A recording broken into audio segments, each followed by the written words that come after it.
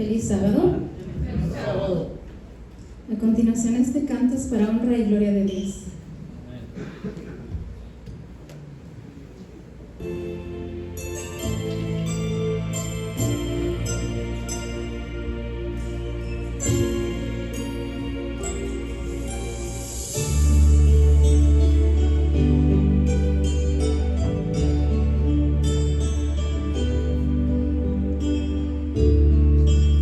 En mi vivir, mi propia senda más frustrada fui. Hoy puedo entender el paso hacia ti, tu perfecta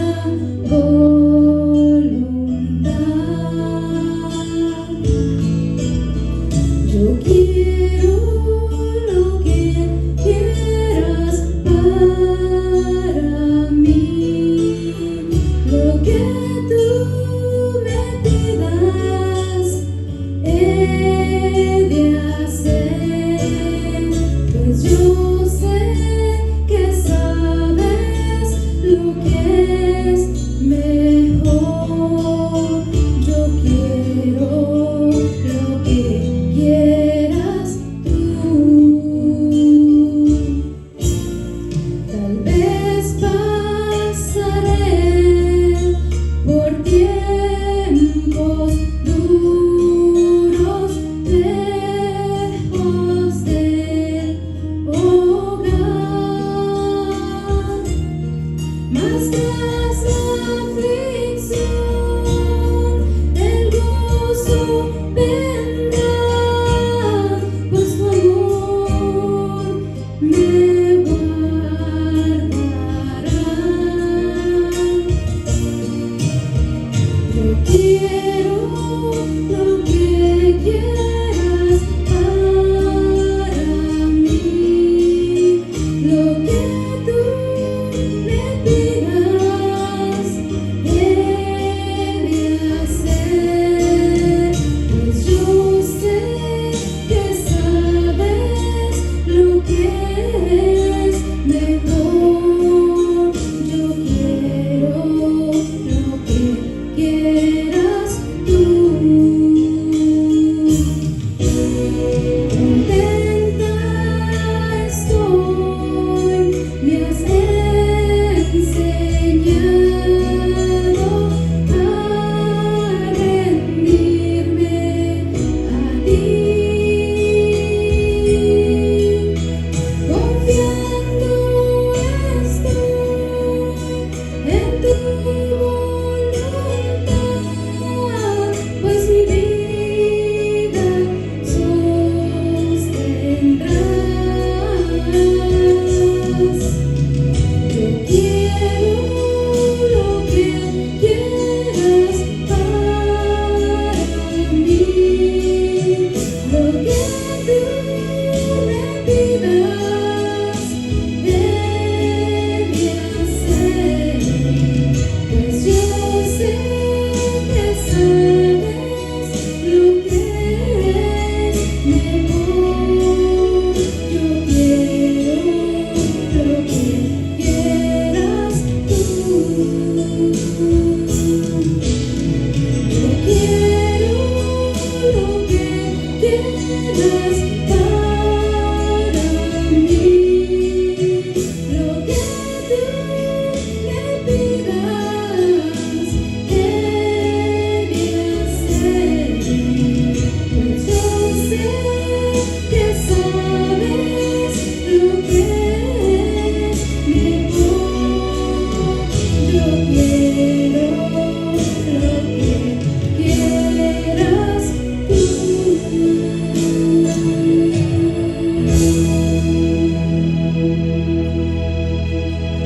Amén.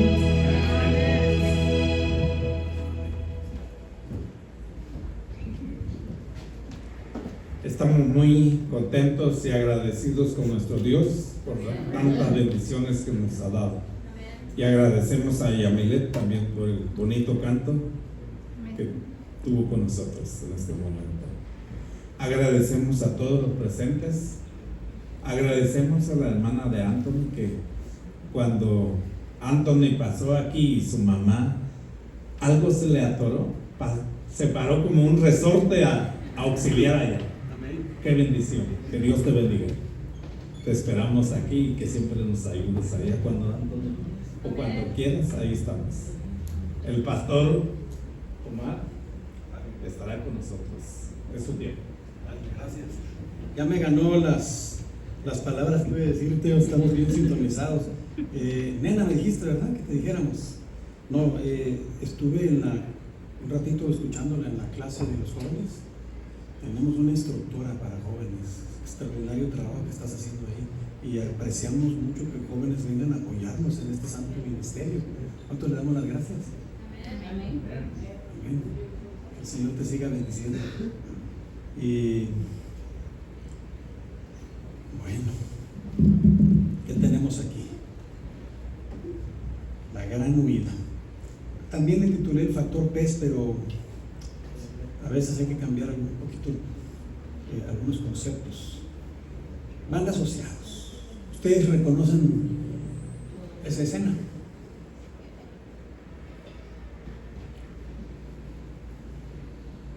Aquí hay una cita tomada del libro Jonás, el libro visto desde adentro, del pastor Davidson, que dice: una cosa es profesar creer en Dios y otra muy diferente es ser capaz de aceptar su mandato a realizar una obra desagradable.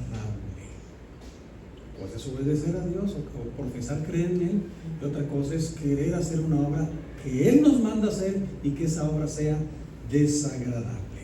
Así es de que oremos. Padre Santo, te pido una bendición por el mensaje de esta mañana, para que tu Espíritu Santo hable en nuestros corazones. Que los oídos estén ungidos para que se pueda discernir la verdad que quieres mostrarnos en esta hora. Te lo pedimos en el nombre de Jesús. Amén. Nínive, ciudad impecable e implacable para el mensaje de Jonás. Aquí en esta fotografía podemos ver el territorio del imperio asirio marcado en rosadito. Y Nínive, es importante saber dónde queda básicamente Nínive, porque entender quién es Nínive va a ayudar. Me voy a acercar un poquito a la pantalla para mostrarles. Aquí está Jerusalén, esta es la zona de Canaán, este es lo que le llamamos la luna o la cuenca de fertilidad, gracias al océano, los ríos, especialmente el Éufrates. Esto es un desierto mortal, pero esta es la parte de la cuenca que es un paraíso, gracias a los ríos. Y lo que es el valle de Sinar, lo que es la Babilonia, aquí tenemos Ur, Elam, Babilonia, Susa, y hacia el norte, parte de lo que llegó a ser el gran imperio babilónico, Nínive. Muy bien. Pero en tiempos de Jonás era el imperio asirio. Muy bien. Nínive fue fundada, según Génesis capítulo 10, por un personaje muy conocido en la historia y a veces desconocido por nosotros.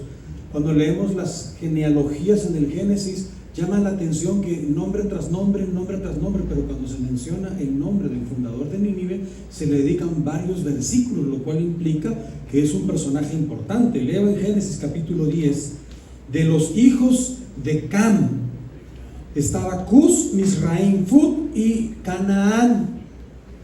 Toda esa cuenca que eventualmente iba a ser la tierra de Canaán venía de parte de los hijos de Cus. Ahora, de la descendencia de Cus, de los hijos de Cam, venía Canaán. Canaán era hermano de Cus. Los hijos de Cam realmente fueron un problema grande después del diluvio. El versículo 7 de Génesis 10 nos dice que Cus también tuvo hijos. Dice, engendró a Nimrod, quien llegó a ser el primer poderoso en la tierra. Así que tenemos aquí a Cam, a Cus y a Nimrod. Quiere decir que Nimrod era el nieto de Cam y el bisnieto de Noé. Y el versículo 9 dice que Nimrod fue vigoroso cazador delante de Jehová, por lo cual se dice, así como Nimrod, vigoroso cazador delante de Jehová, y fue el comienzo de su reino, Babel, Erech, Acá, Calné, en la tierra de Sinar, y de esta tierra salió para Asiria y edificó Nínive, Rehoboth y Calá. Se dice fácil la lectura, pero es impresionante lo que este individuo logró. Cam empezó ese imperio, lo continuó Cus, pero cuando vino Nimrod estableció un reino, un imperio y una cultura que hasta nuestros días sigue influyendo, sigue permeando el pensamiento religioso. Y les voy a demostrar. Me gusta que siempre aprendamos algo nuevo. Y entonces encontrarán la asociación entre Nimrod, Nínive, Jonás y el factor de la gran huida. Aquí tenemos un dios antiguo, Oanes, el dios pez de Babilonia. Recuerden que el fundador de Babilonia, ¿quién fue? El nieto de Cam, hijo de Cus, Nimrod. Nimrod estableció Babilonia, Nínive y ese imperio allá en el valle de Sinar. Bueno, Oanes es el dios pez de los babilónicos. ¿Y por qué pez? Porque era un símbolo, una representación, una alegoría mística del regreso del dios Nimrod del mundo de los muertos, y era representado como un medio pez, medio hombre, medio pez. ¿Por qué? Porque no voy a gastar tiempo esta leyenda, en otro seminario quizás lo ubicaremos, pero es nada más para establecer el contexto y entendamos hacia dónde se dirigió Jonás, por qué y cómo Dios saca provecho de cada detalle para promover su evangelio. Nimrod era el rey de este imperio, y Nimrod enseñó a su imperio, a sus súbditos, que cuando él muriera, su alma inmortal se posesionaría en el cielo y adoptaría la encarnación del sol. Entonces empezó la adoración al sol. Su esposa Semiramis, al morir, su alma reencarnaría en la luna y empezó la adoración a la luna. Su hijo Tamuz reencarnaría en su muerte en la estrella más brillante de la tierra, y así empezó la adoración al sol, la luna y las estrellas en Babilonia, la antigua Babilonia de Nimrod. Cuando Nimrod murió, lo despedazaron en el río, y entonces se creía la leyenda de que él, al ser despedazado en el río, había adquirido la naturaleza inmortal, y por lo tanto se empezó a adorar al hombre pez desde tiempos muy antiguos. Y esta es una figura arqueológica, un dibujo arqueológico que representa a Nimrod, el dios Oanos, un dios mitad pez y mitad hombre. Fíjense, después esta idea, entre muchas otras ideas, filosofías que permearon la religión antigua, se encuentra esta idea de la veneración o la adoración de un ser supremo, supernatural, divino, que era pez y que tenía una conexión con la humanidad. Por ejemplo, en la India se venera a Vishnu, y Vishnu es el dios pez. ¿Notan cómo se va transfiriendo la filosofía de una cultura a otra? Símbolo, pero ese pez era un pez dorado porque simbolizaba el sol. Toda la mística, la filosofía que había absorbido la enseñanza de Nimrod se empezó a transmitir a otras culturas más lejanas, se iban más hacia el oriente. La adoración al sol, la veneración de un ser supremo con forma de pez, y especialmente esos peces dorados de la India salen al amanecer. Entonces había una conexión enorme. Esta idea también se transmitió a Egipto, donde se venera a Isis, la diosa del río Nilo. Y esto es impresionante porque la diosa se encarnó en ese pez. Y cuando uno estudia la historia antigua, uno se queda preguntando, ¿y de dónde salen esas ideas? Bueno, así se hacen los chismes. Usted suelte una chispa, un chisme, una buena idea y corre, ¿verdad? Ahora, ¿por qué se le llama mitología a estas historias? Porque no son historias reales, pero son historia. La historia de un mito, de un cuento, de una leyenda que se fue transmitiendo, que se fue permeando en el pensamiento, en la filosofía de los humanos, y es un dato histórico. Por eso es que la mitología entra dentro de una de las ramas de la historia. Aquí tenemos el gran mito de Nimrod. En el imperio griego también se transmitió este concepto.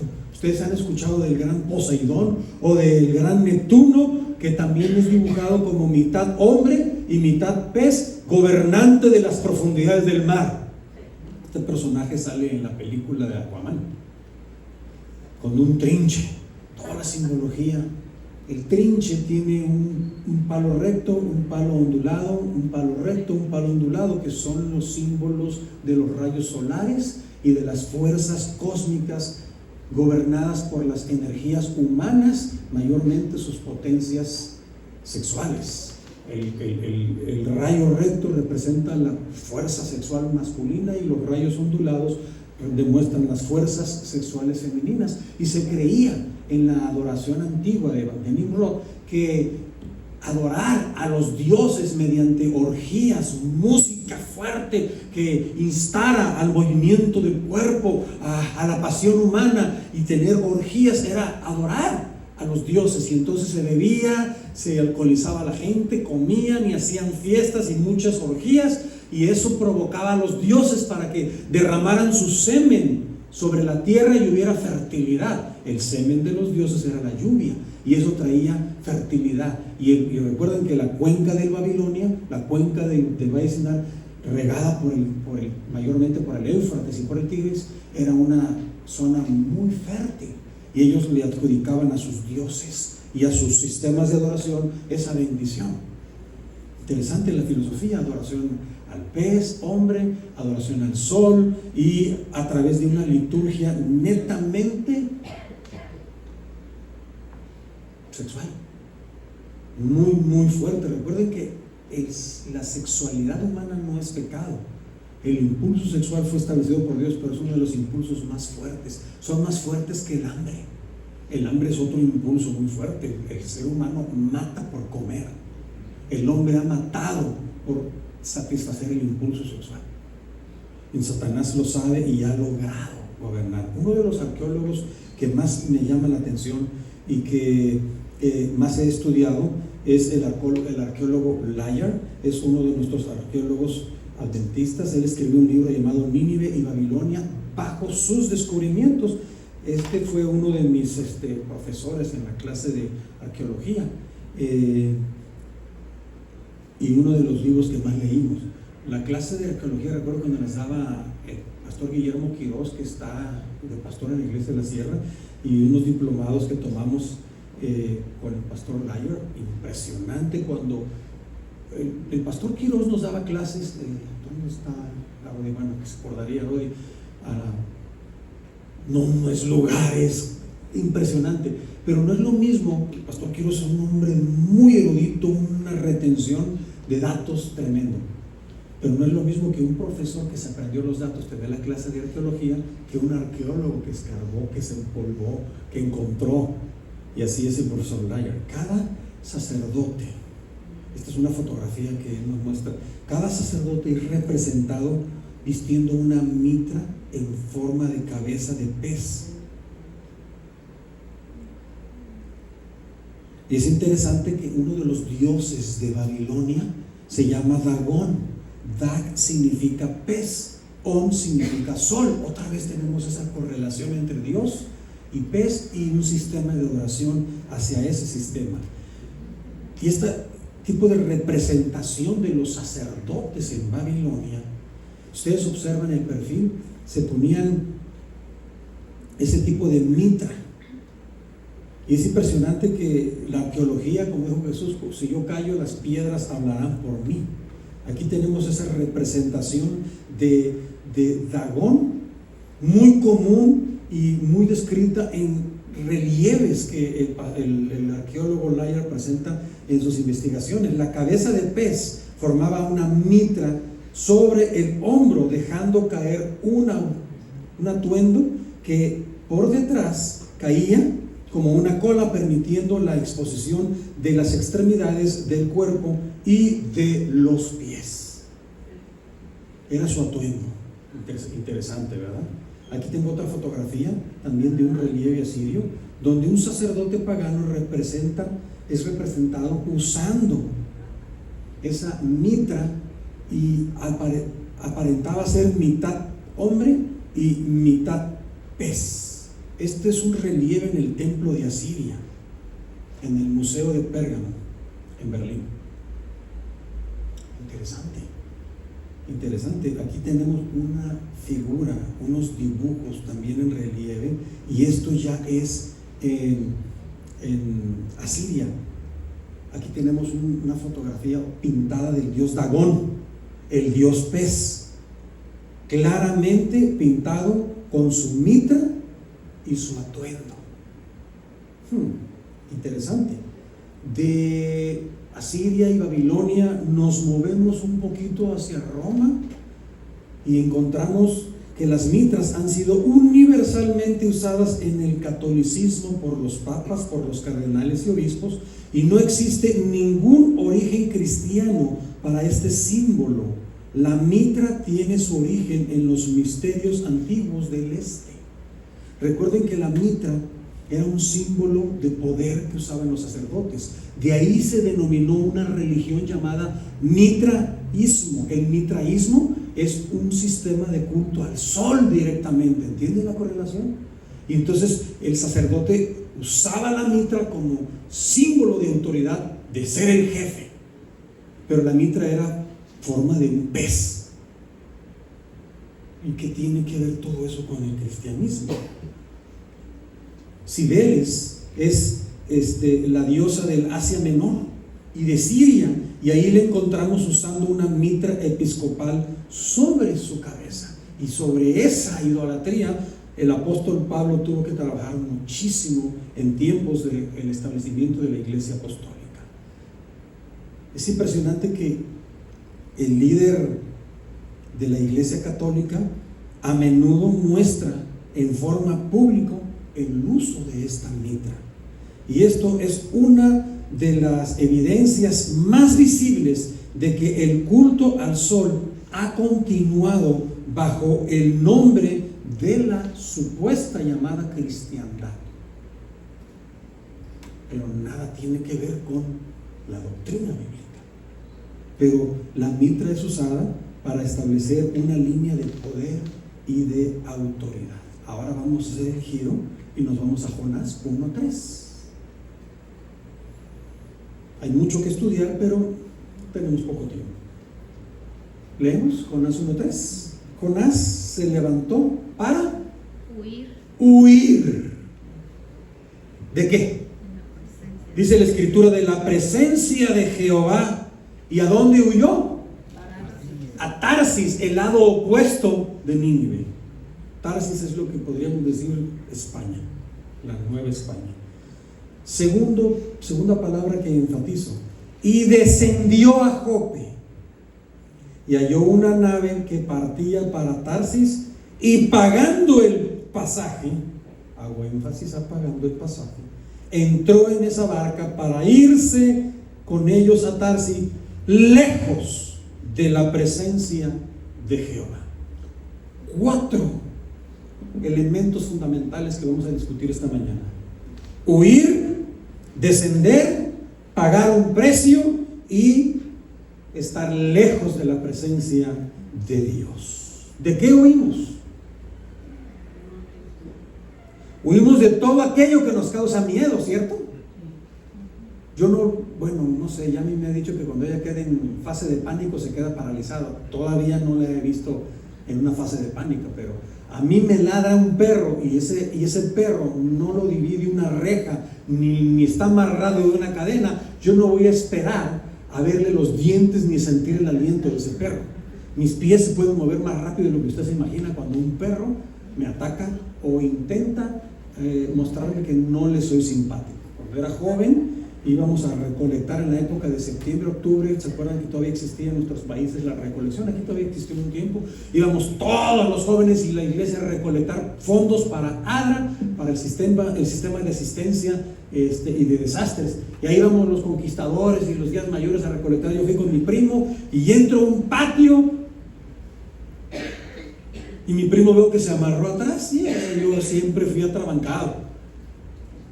Y entro y toco a la puerta y mi primo allá apalancado afuera del patio. Y cuando estoy tocando la puerta con mi gran lata lista para llenarla, oigo a un ladito mío algo así como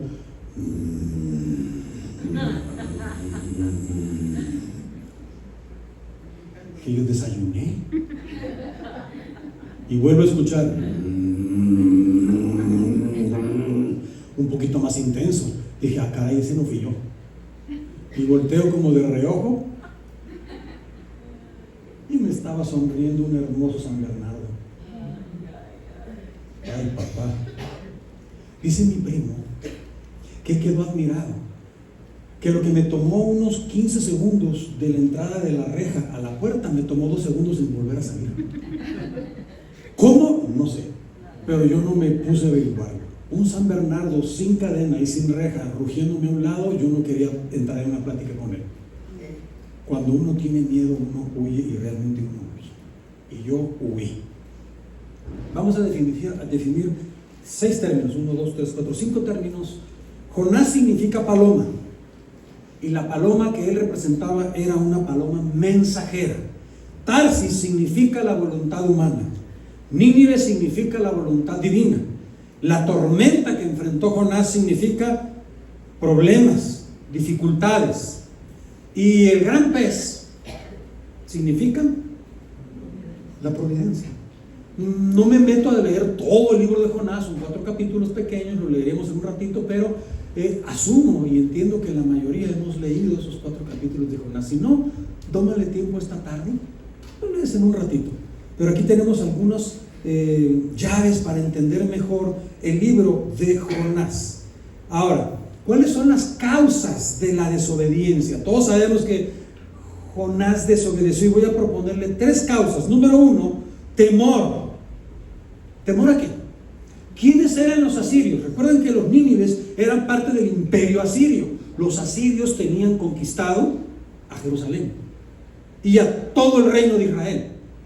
Y la conquista implicó destrucción de sus ciudades, matazón de viejos, jóvenes, niños, mujeres violadas y matadas, y hombres también matados y algunos llevados de esclavos. Algunos métodos para matar a la gente los asirios usaban. Tomaban al individuo, imagínense, hermano Odoica, que lo tomaran, lo amarraran con cadenas, manos y pies y lo llevaran arrastrando hasta cientos de millas de aquí. Y ya que lo maltrataron así, entonces ahora agarraban y le arrancaban la piel. Le arrancaban la piel, eso es doloroso. Le aventaban sal, eso arde, y lo aventaban al sol. Y así lo dejaban morir. Eran crueles, crueles. Y eso le habían hecho a su pueblo, a Jonás. Así que Jonás, cuando Dios le dijo, Jonás, vas a ir a predicar a Nínive, se le pararon los pelos. No tenía, ¿verdad? Bueno, pues se espantó Jonás y dijo, yo predicarle a los asirios, no, yo mejor me voy para el otro lado. Otra causa de desobediencia son los prejuicios y rencores que Jonás abrigaba hacia los asirios, porque esa gente maldita y malvada había maltratado horriblemente y cruelmente a su gente. Y ahora Dios quiere predicarles un mensaje de salvación a esos tipos. No, son a los últimos que quiero que se salven. Por eso es que el enojo de Jonás cuando se convirtieron, ¿entienden? Porque Jonás no quería. Y número 3, sencillo, la ausencia de misión, la ausencia de la vocación ministerial, que no te permite ver los planes y la voluntad del Señor.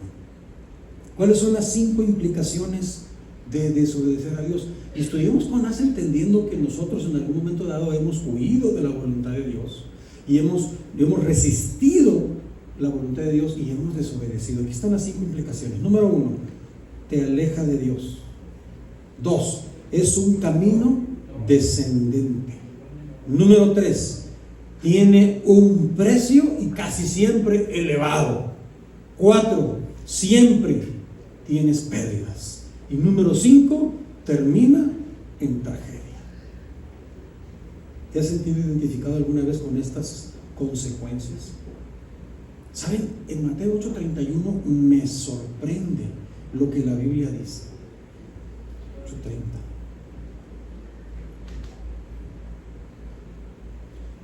Cuando el endemoniado de Gadara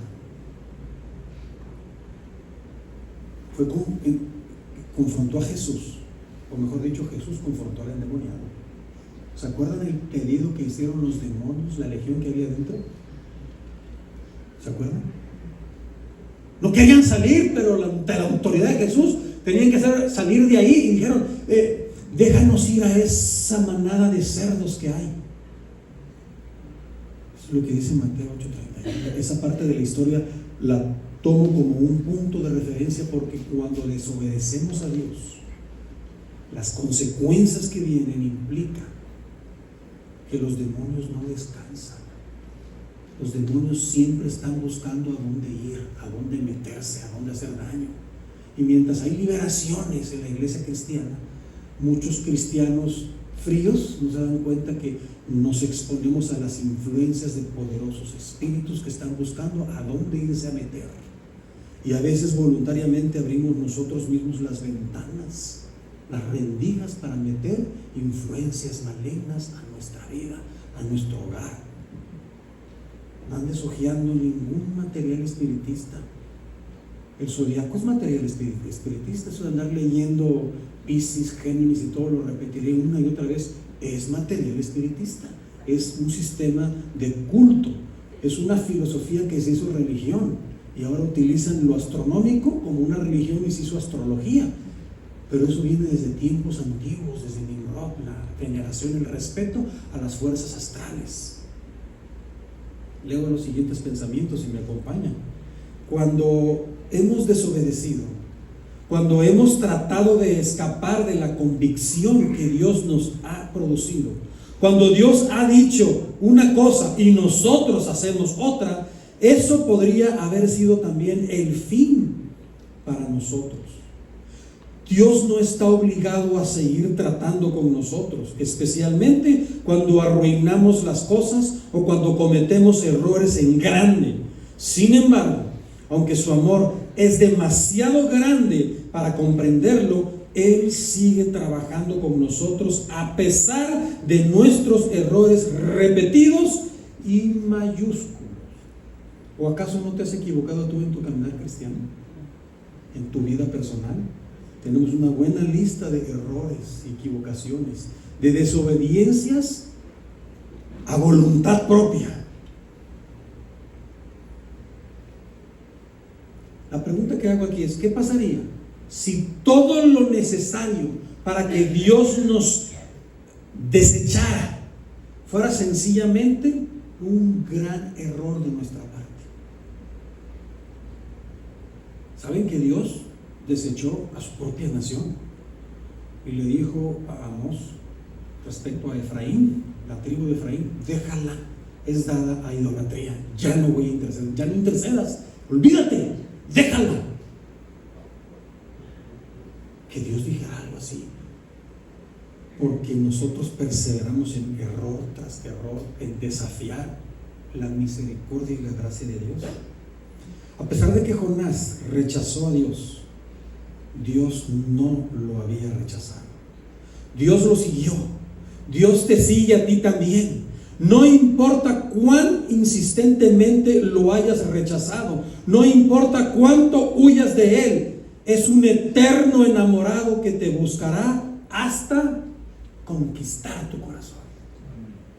Porque huimos y huimos y huimos. Así que pregunto nuevamente, ¿cuáles son nuestras razones válidas para huir, pero para huir de Dios? ¿A qué le tenemos miedo? ¿Por qué no nos entregamos de una vez por todas completamente a Dios? Completo. Recuerda que Dios es mucho más grande que todos, absolutamente todos nuestros problemas. Entonces, ¿por qué seguimos teniendo miedo de dar ese paso de entregarnos absolutamente a Dios? En este libro, Pastor Ismael Castillo, rector de la Universidad de Montemorelos, nuestro pastor, también fue profesor nuestro de homilética. En su libro dice: muchas veces nos parece estar acorralados en medio de tantas pruebas y dificultades. Llegamos a sentirnos incompetentes, nos dan ganas de abandonar la carrera y huir a un lugar donde nadie nos conozca y así olvidar nuestra misión. Me he encontrado jóvenes, me he encontrado adultos queridos que han tropezado en su experiencia como cristianos y lo que quieren es huir. Yo siempre les he dicho: levántate en el lugar donde te caíste, regrésate de donde huiste, porque el Señor te restaura. No huyas, ríndete ante el Señor. En el Camino a Cristo, formato antiguo, página 100, leemos la siguiente cita: el pecado tiene un costo elevado. Lo leíamos en la lista de las implicaciones, ¿verdad? Jonás pagó su pasaje con dinero, pero casi terminó pagándolo con su vida. El pasaje a Tarsis prometía un boleto solamente de ida a la libertad, pero terminó con una aterradora tormenta. Aquí yace la trampa del pecado. Solo la confianza en Dios puede hacernos navegar con seguridad a través de las tormentas del pecado que nos azotan. Nosotros nos buscamos nuestros propios problemas por querer hacer nuestra propia voluntad, por querer siempre pensar que Tarsis es una mejor opción que Nínive. Apartarse de la comisión divina condujo a Jonás a una jornada en picada, descendente. Eligió conscientemente ir en la dirección opuesta a la que Dios quería que fuera. Rechazó, dice el pastor Davidson en su libro, rechazó deliberadamente las instrucciones que Dios le dio. Dios le dijo exactamente qué hacer y él rechazó voluntariamente, deliberadamente. Tarsis es un símbolo de los lugares distantes a Dios. Cuando nos apartamos de los caminos del Señor, siempre iniciamos una jornada en descenso. ¿Cuál es tu Tarsis? Todos tenemos un Tarsis, algo que nos atrae y nos aleja de Dios. En Isaías capítulo 30, versículo 21, se nos da una promesa que dice: entonces tus oídos, sí, hermano Moderica, sí, hermano, los que usamos para aparatitos, pensamos que si nos quitamos el aparatito a lo mejor no oímos, ¿verdad? Pero Dios oye, la voz de Dios se oye hasta en la sordera más intensa, porque no se oye con los oídos, se oye ¿con qué? Con alguna sensor interno de tu conciencia. Podemos oír la voz a nuestras espaldas, la palabra que dice: este es el camino, andad por él, no echéis a mano derecha ni tampoco torzáis a mano izquierda, dice Isaías. Esto es impresionante, porque Dios nos guía, porque a Dios le interesa guiarte por el camino, y muchas veces nosotros sabemos lo que Dios quiere que hagamos y buscamos alguna excusa para que encontremos otro camino. Alguna vez, más de una vez, hemos ido en contra de la dirección ordenada por Dios. ¿Y a dónde llegamos cuando elegimos nuestro propio camino?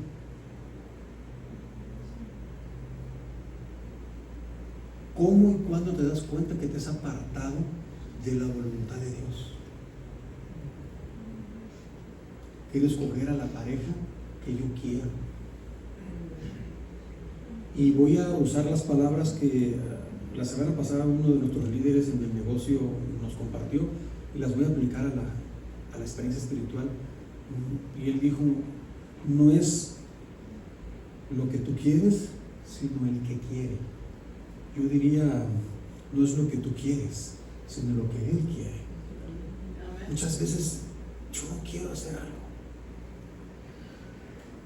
El sábado en la mañana pareciera que es el día cuando la cama está más cómoda, más rica, más acogedora, más sabrosa, y el cuerpo se siente más relajado. No te quieres venir a la iglesia temprano, no. Pastor, ahora checamos a la agenda. ¿Quién dirige hoy? Va a dirigir Teo, puedo llegar más tarde. Va a cantar el hermano Dorica. Puedo llegar más tarde. Como que de repente sabemos cuál es nuestro deber, pero nuestra humanidad, nuestra naturaleza es frágil, es débil. No queremos. Miren esta cita del Camino a Cristo en la página 100, el formato antiguo: ninguna cosa es demasiado grande para que Él, Dios, no la pueda soportar. Él sostiene los mundos y gobierna todos los asuntos del universo. Ninguna cosa que de alguna manera afecte nuestra paz es tan pequeña que Él no la note. No hay en nuestra experiencia ningún pasaje tan oscuro que Él no pueda leer. Le importamos, le interesamos, quiere ayudarnos a seguir adelante. Nos ama y no quiere que suframos con las consecuencias de nuestra testaruda manera de tomar decisiones. En el libro nuevamente del pastor Davidson, Jonás, dice, lean conmigo: Dios había enviado esta tempestad para captar la atención del profeta. La tormenta tenía un propósito redentor. Lo peor que Dios podría haber hecho hubiera sido permitir que Jonás escapara. No se le dejó continuar mucho tiempo en su huida insensata. Y aquí es donde yo veo la soberanía de Dios. Dios respeta tu libre albedrío, claro. Es la esencia de su gobierno. ¿Quieres irte por tu camino? Adelante. Lejos de Dios, lejos de la iglesia, lejos de tus compromisos y tus valores espirituales, adelante. Dios no te va a detener.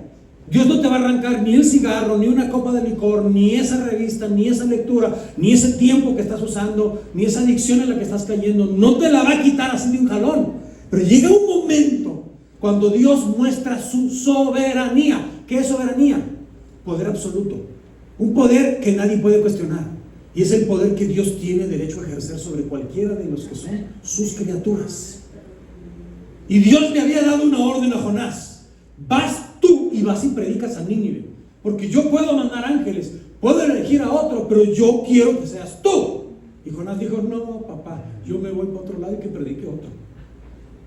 Y Dios lo dejó que se fuera un rato. Tan grave fue la actitud de Jonás que entró en depresión. Dice el texto que Jonás se durmió en medio de la tormenta. ¿Quién se duerme en una tormenta? Alguien que está en depresión.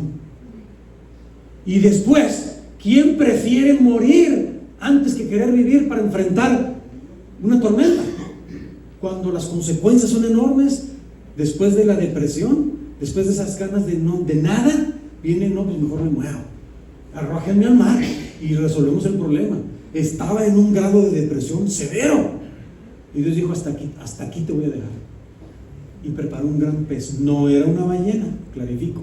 Era imposible que una ballena se comiera un ser humano. Las ballenas comen plancton, un pececito muy pequeño. Ellas no tienen una tráquea enorme, ellas comen plantas y pescados muy pequeños. Algunos eruditos piensan que fue un cachalote, que es una especie de ballena que navega en esos océanos y que es enorme y que sí tiene una tráquea enorme. Sea lo que fuera, para Dios nada es imposible, porque ese pescado era el instrumento divino para traer a Jonás de nuevo al camino que Dios le había otorgado. No le permitió ir más lejos. Yo muchas veces le digo a Dios que que haga conmigo como hizo con Jonás, que no me permita irme lejos, porque a veces esta cabecita tan independiente quiere hacer las cosas a su manera y Dios pone algunas situaciones. Una de ellas, se lo he dicho miles de veces a Yami, es mi ceguera. Sí, porque yo sé que cuando tengo mis dos ojitos bien y al 100%, nada me para, y a veces no ando 100% en las cosas del Señor, ando en mis negocios, que me encanta hacer negocios. Y Dios dice, andas muy independiente, chico, ahí te voy a frenar un poquito, y me mete unos frenones. Ay, hermana Leti, qué bárbaro. Ya llevo casi 6 meses de tuerto, después de que había acariciado la gloria un par de semanas con unos lentes que me hicieron, y empecé a volver a ver. Dije yo, wow, qué bonito, para lo que me duró la gracia. Pero ya andaba yo volando, y Dios dice, no te voy a dejar ir muy lejos. Pues ¿para qué le pido yo a Dios eso? Le dije, trátame como Jonás, y ahí te va. El problema es de que no le di la terapia. Dios es el que pone la terapia, y eligió mantenerme un poquito dependiente. Bueno, debo decirles, queridos hermanos, que esas tormentas que llegan a la vida, y que muchas veces no le echemos la culpa a Dios de los problemas que nos ocasionamos nosotros mismos, las tormentas en las que nos metemos nosotros mismos, porque las tormentas, dice Patriarcas y Profetas, en nuestras vidas tienden a ser menos dramáticas que las que hizo famoso a Jonás, pero es beneficioso para nosotros interpretarlas como medios por los cuales Dios rehúsa dejarnos escapar. Cuando tengas un problema, inmediatamente piensa, a lo mejor Dios está utilizando esta situación porque algo yo no estoy haciendo correcto en sus caminos y Él me quiere enfocar de nuevo. También dice Profetas y Reyes, mediante estas tormentas Dios procura despertar en nosotros un sentido de peligro que corremos. Vamos en una dirección y no nos hemos dado cuenta el riesgo, el peligro. Gloria sea a Dios por su soberanía, porque Dios te ama y no va a dejar que te vayas muy lejos. Pero para que Él lo haga, tú tienes que pedirlo. Jonás en algún momento dado de haber orado como yo oré: Señor, no dejes que yo haga mis caminos, repréndeme, guíame. Y cuando Jonás pensó de otra manera diferente, Dios dijo, ok, está bien. Aguantó, no, este va en serio, se me va a ir muy lejos, y le mandó unas circunstancias difíciles para volverlo a retomar al camino, y lo mandó a predicar. ¿Entienden las implicaciones del factor pez? Jonás llegó, obviamente se bañó, pero tomen esta representación. ¿Ustedes han acariciado un pescado alguna vez? Me acuerdo que yo iba con mi hijo a Laughlin y había unos pescaditos en el río, y se acercaban tanto a que les diéramos de comer que hasta los podíamos tocar, y tocábamos los pescaditos. Y vi que mi hijo tenía como 5 años, quizás mi hijo, y toca el pescadito. Ay, qué rico se siente tocar un pescadito. Y yo risa y risa, le digo, ahora huélete la mano. ¡Ah! Óigame, los pescados no huelen muy rico. Oler a pescado debe ser realmente horrible. Pero venir a Nínive oliendo a pescado, el Dios de los ninivitas no logró imbuirse al siervo de Dios, que ahora lo mandaban a su ciudad a mandarles un mensaje de arrepentimiento y muerte. Elige uno. Jonás había sido tragado por un dios ninivita, y el dios ninivita no pudo con Jonás. Este tipo tiene que tener un mensaje para nosotros del Dios de los israelitas. Dios le saca provecho a nuestros problemas, ¿se fijaron? Cuando pareciera que Satanás está haciéndote daño, Dios está tomando esos elementos porque los va a usar en el futuro. Por eso, todas tus tormentas, espera en Jehová, porque todo sucede por algo. Espera, y con el tiempo lo vas a notar, con el tiempo te vas a dar cuenta. Quiero escribir esta conclusión, que es la carta del Evangelio de Omar Sotowade, capítulo 4. Se los voy a leer, si alguien se siente identificado con ella. Todavía mi cuerpo huele a pescado. Estoy parado en las arenas de la misericordia divina. Me había encaminado a Tarsis, pero Dios me detuvo con una tormenta que azotó mi vida. Mientras intentaba escapar de la tormenta, fui tragado por un inmenso pez de circunstancias que me sumergieron en la soledad y la frustración. Sin embargo, oré a Dios y el Señor escuchó mi plegaria. Ahora mi cuerpo yace sobre las tranquilas arenas de una nueva oportunidad. Todavía mi cuerpo huele a pescado. Sin embargo, Dios nunca me abandonó. Me quiere tanto que insiste en usarme para ministrar su palabra. Y ahora me es imposible negarme.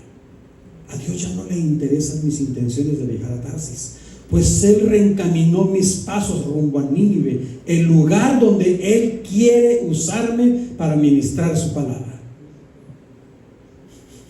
Todavía siento en mi cuerpo el olor a pescado. Afortunadamente, Dios no lo nota. Con razón, si me ha lavado con su sangre, y eso me huele a victoria, a gracia extrema.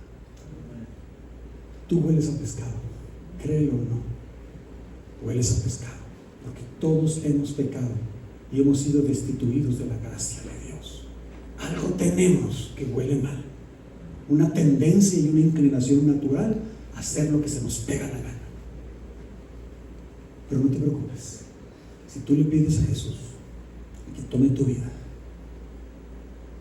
para Él no apestas, para Él hueles a perfume grato, olor grato para Jehová. Su gracia te cubre, su sangre te limpia, su poder te transforma. Él quiere que tú estés donde Él quiere que estés. ¿Estás tú donde Él quiere que estés?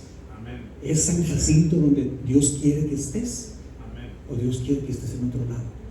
¿Es esa persona que Dios eligió para ti, jovencitas que me oyen, que no se han casado todavía? Las que están solteras, dirían, solteros y solteras. Si Dios no te escogió la pareja, no insistas en andar por tus caminos, porque vas a pasar por una tormenta, y muchos mueren en la tormenta.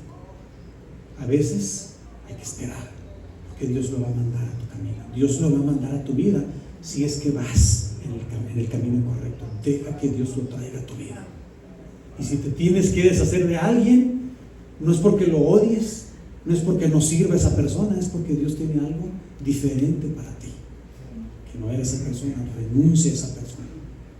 Si Dios te habla, sigue sus pasos, porque ya no olemos a pescado, olemos a perfume grato para Jehová. Que Dios nos bendiga.